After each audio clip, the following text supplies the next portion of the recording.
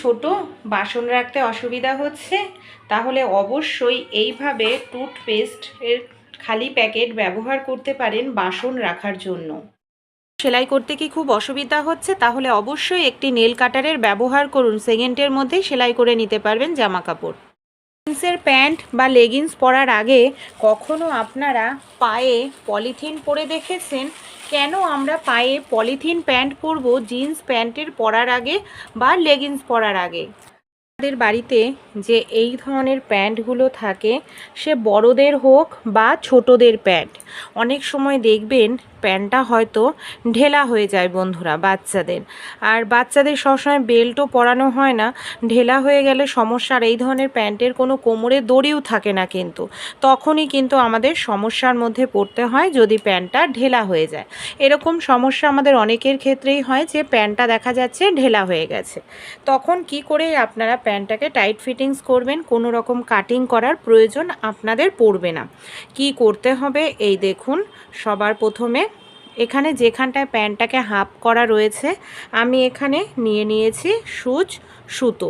কোনো রকম মেশিনের প্রয়োজন নেই আপনাদের, কোনো রকম সেলাই করারও প্রয়োজন নেই। খুব সহজেই এটাকে আপনারা একদম টাইট ফিটিংস বানিয়ে নিতে পারবেন।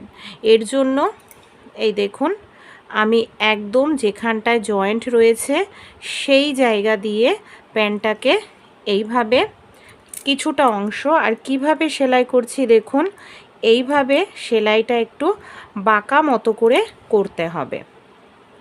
কোনো রকম টেলার্সেও নিয়ে যাওয়ার প্রয়োজন পড়বে না। এতে দেখবেন যে কোমরটা আপনাদের ঢেলা ছিল, সেই কোমরটা খুব সুন্দরভাবে টাইট হয়ে যাবে। এমনকি বাচ্চারা যখন পরবে কোনো রকম বেল্টের প্রয়োজন পড়বে না। এইভাবে আমি সেলাই করে নিলাম। এই দেখুন, এখানে আমার সেলাইটা হয়ে গেছে।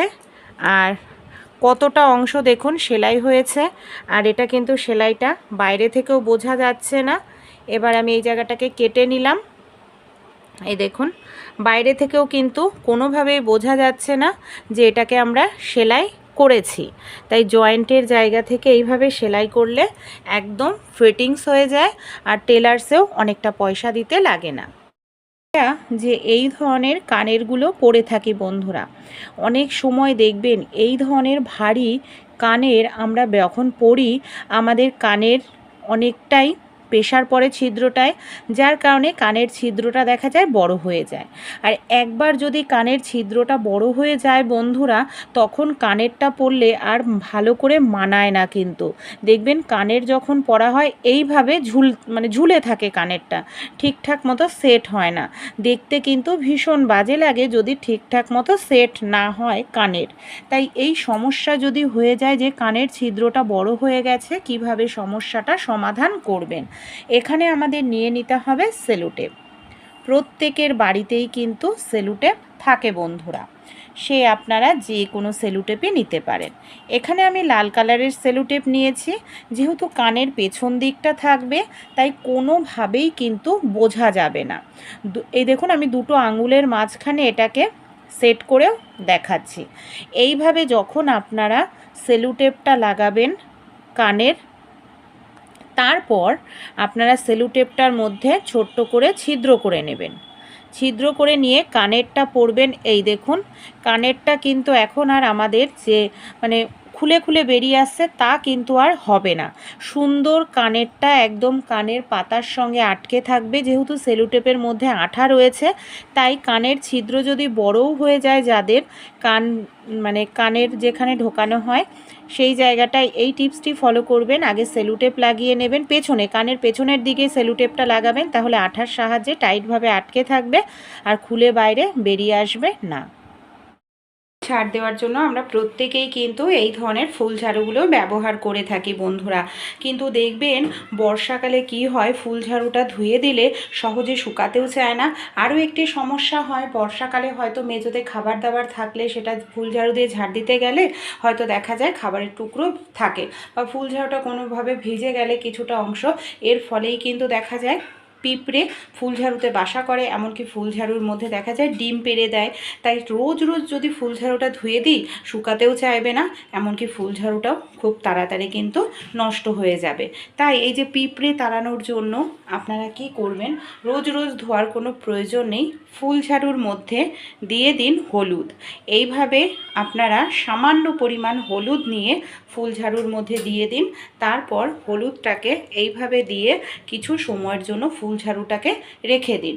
হলুদের যে গন্ধটা সেটা ভেতরে ঢুকবে, আর পিঁপড়েরা খুব দ্রুত তাড়াতাড়ি পালিয়ে যাবে। এমনকি পিঁপড়েরা বাসা তৈরি করলে ভেতরে ডিম পারলেও সেটা দেখবেন আর থাকবে না।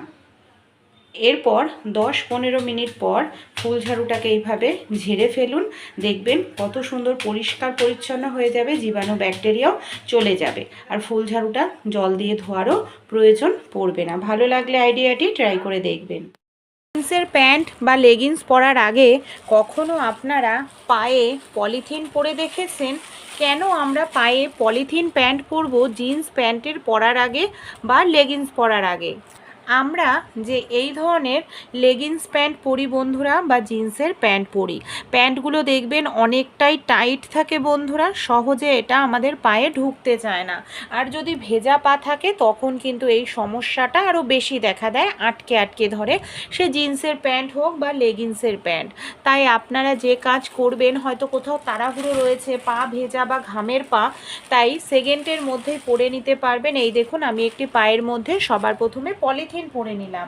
পলিথিন পরে নেওয়ার পর কি করব, এবার আমাদের পা যতই ভেজা থাকুক না কেন, এই দেখুন কত সহজেই এখানে আমি পরে নিতে পারছি, কোনো রকম অসুবিধা হচ্ছে না, আটকেও ধরল না। এইভাবে যদি টাইট আপনাদের জিন্সের প্যান্ট হয় সেক্ষেত্রেও আপনারা এই টিপসটি ফলো করতে পারেন, আটকে ধরবে না, সেকেন্ডের মধ্যেই লেগিংস প্যান্ট বা টাইট জিন্সের প্যান্ট পরে নিতে পারবেন। বাড়িতে যে বাচ্চাদের বা আমাদের বড়দের অনেক সময় দেখবেন জামা কাপড় সেলাই খুলে যায় বা দেখা যাচ্ছে ছিঁড়ে গেছে, তখন সেলাই মেশিন বাড়িতে হয়তো থাকে না। আমরা কি করি, সুচ সুতোর সাহায্যে সেলাই করতে থাকি, কিন্তু দেখবেন মোটা জায়গায় সুচ ঢুকতে চায় না, বা সুচের মাথা ভোঁতা থাকে, অনেক সময় মোটা জায়গায় ঢুকতেও চায় না, সেলাই করাও যায় না, খুব অসুবিধার মধ্যে পড়তে হয়। আমাদের বাড়িতে যে নেল কাটার থাকে, কম বেশি প্রত্যেকের বাড়িতেই নেল কাটার থাকে, নেল কাটারের এই যে নখ ঘষার যে জায়গাটা আছে, সুচটাকে নিয়ে এইভাবে একটুখানি ঘষে নিন, কয়েক সেকেন্ড একটুখানি ঘষে নেবেন, দেখবেন আপনাদের যে সুচ সেটা কতটা সুন্দরভাবে, যে মাথাটা ভোঁতা হয়ে গেছিল সেটা সহজেই ঢুকবে, এমনকি সহজেই আপনারা সেলাই করতে পারবেন, সে যতই মোটা জায়গা হোক, কোনো রকম অসুবিধাই হবে না। ভালো লাগলে টিপসটি ট্রাই করবেন। আমাদের বাড়িতে কম বেশি এই ধরনের প্লাস্টিকের বোতল কিংবা এই ধরনের লিকুইড ডিটারজেন্ট পাউডারের বোতল কম বেশি কিন্তু থাকেই। হারপিক শেষ হয়ে গেলে এই বোতলগুলোকে আমরা ফেলে দিই। তা এই ধরনের যে বোতল থাকে এগুলোকে ফেলে না দিয়ে কিন্তু আমরা তৈরি করে নিতে পারি খুব সুন্দর ঝাড়ু, ফুল ঝাড়ু। হ্যাঁ বন্ধুরা, এই বোতল দিয়েই তৈরি হয়ে যাবে এখন খুব সুন্দর ফুল ঝাড়ু, যেটা আপনারা সারা বছর ব্যবহার করতে পারবেন। এমনকি আপনারা সবাই একবার যদি তৈরি করে নেন, অনেকটা টাকাও আপনাদের বেঁচে যাবে। কিভাবে এটাকে আমরা তৈরি করব চলুন দেখে নিই। আমি এখানে দেখুন লিকুইড, যে আমাদের বাড়িতে এই ধরনের ডিটারজেন্ট পাউডার নিয়ে আসি, বা হারপিক বা জলের বোতল, যে কোনো কিছুই আপনারা ব্যবহার করতে পারেন আপনাদের হাতের কাছে যেটা থাকবে।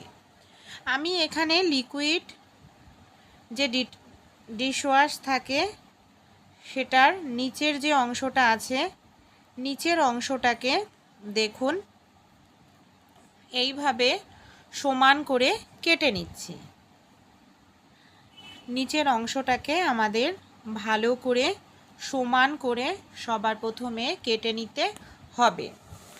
তারপর আমরা কি করব, এখানে আমি 3টে বোতলের ব্যবহার করব। কাঁচি নিয়ে নিয়েছি, কাঁচির সাহায্যে সরু সরু করে আমাদের এটাকে কাটতে হবে। ওপরের প্লাস্টিকটা আমি তুলে নিচ্ছি, এই যে এইভাবে পুরোটা তুলেই খুলে নিয়ে নিলাম। এবার একদম সরু সরু করে 4 সাইড গোল ঘুরিয়ে এটাকে আমরা কেটে নেব। দেখুন যেভাবে আমি করছি এইভাবে আপনারা করবেন, একটা টাকা পয়সাও আপনাদের খরচ হবে না। আর দেখবেন খুব সুন্দর একটি এখানে আপনাদের ঝাড়ু তৈরি হয়ে যাবে। চলুন তাহলে এইভাবে এটাকে আমরা গোল ঘুরিয়ে কেটে নিই। তারপর আরও যে বোতল রয়েছে সেই বোতলগুলো আমরা ব্যবহার করব। এইভাবেই আমার পুরোটা বোতল দেখুন গোল করে ঘুরিয়ে কেটে নেওয়া হয়ে গেল।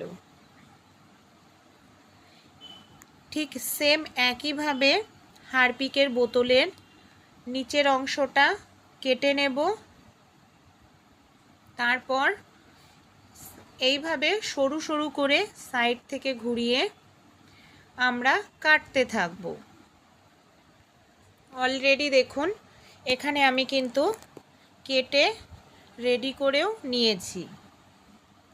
কিভাবে এটাকে আমাদের ব্যবহার করতে হবে, দুটো যেহেতু আমি এখানে হারপিকের বোতল কেটেছি, একটার সঙ্গে আরেকটির ভেতরে এইভাবে ঢুকিয়ে দেব। আর এখানে আমাদের বাতসুই বা লোহার সরু কিছু নিয়ে নেবেন, সেটার সাহায্যে আপনারা কি করবেন, ছিদ্র করে নিন। আর ছিদ্র করে নিয়ে আমাদের সেলাই করে নিতে হবে যাতে জিনিসটা মজবুত হয়, সহজে নষ্ট না হয়। আরেকটি কাজ করতে হবে, আমাদের নিয়ে নিতে হবে লম্বা দেখে একটি লাঠি। এই দেখুন হারপিকের যে বোতল দুটো সেটাকে আমি ভেতরে ঢোকাবো, ঠিক একইভাবে হারপিকের বোতল দুটোকেও আমাদের ছিদ্র করে নিতে হবে। আমি এখানে একটি লম্বা লাঠি নিয়েছি যাতে কাজটি করতে সুবিধা হয়, আমাদের ঝুঁকতে না লাগে। এর জন্য এখানে আমি লম্বা লাঠির ব্যবহার করছি। লাঠির নিচের দিকটায় আমি এখানে একটি কাপড় নিয়ে নিয়েছি। কাপড়টাকে খুব ভালো করে আমাদের এইভাবে দেখুন পেঁচিয়ে নিতে হবে। এইভাবে খুব ভালো করে আপনারা কাপড়টাকে পেঁচিয়ে নিন। তারপর লাঠিটাকে আমি রেডি করে নেওয়ার পর হারপিকের যে অংশটা কেটে নিয়েছিলাম সেটাকে ভেতরে ঢুকিয়ে নিলাম। বাতসুইয়ের মধ্যে আমি এখানে সুতো ভরে নিয়েছি। এবার এটা দিয়েই আমরা খুব ভালো করে দেখুন এইভাবে সেলাই করে নিচ্ছি। ভালো করে সেলাই করে নেওয়ার পর এখানে লাঠির ওপরের দিকটা আবারও আমি নিয়ে নিয়েছি মোটা দেখে দড়ি, আর দড়িটাকে খুব ভালো করে আমরা পেঁচিয়ে নেব যাতে কাজ করার সময় কোনোভাবেই ওপরে না উঠে যায়। এর জন্য এইভাবে পেঁচিয়ে নিতে হবে। আর এই যে হারপিকের যে অংশ আর ওপরের যে বোতলটা বাতসুই ঢুকিয়ে আমাদের খুব ভালো করে সেলাই করতে হবে। যদি লাইলনের সুতো থাকে তাহলে তো খুবই ভালো কথা, লাইলনের সুতো এখানে ব্যবহার করতে পারেন। যদি লাইলনের সুতো না থাকে কোনো ব্যাপার নয়, নর্মাল সুতোই মোটা করে নিন, সেটাকেই আপনারা ব্যবহার করবেন। এইভাবে খুব ভালো করে টাইট করে আমাদের এটাকে গিট দিয়ে নিতে হবে। একবার তৈরি করে নিলেই অনেক বছর কিন্তু ব্যবহার করতে পারবেন। এটা সহজে নষ্টও হয় না, আর কিছুদিন পর পর বানানোরও দরকার নেই। দেখুন কত সহজেই ঝাড়ু তৈরি করে নিলাম। এটার সাহায্যে কিন্তু আমরা খুব সহজেই আমাদের ছাদ, আমাদের উঠোন ঝাড় দিয়ে নিতে পারবো। আর এইভাবে যদি আমরা ঝাড় দিই খুব সহজেই কিন্তু ঝাড় দেওয়াও হয়ে যাবে, জায়গাটাও পরিষ্কার হবে। বাজার থেকে আমাদের কোনো রকম ঝাড়ু কেনার কিন্তু প্রয়োজন পড়বে না। দেখুন কত সহজে এখানে আমার ঝাড় দেওয়া হয়ে যাচ্ছে। আইডিয়াটি যদি ভালো লেগে থাকে আপনারাও কিন্তু বাড়িতে পড়ে থাকা বোতল দিয়েই এরকম ঝাড়ু তৈরি করে নিতে পারেন।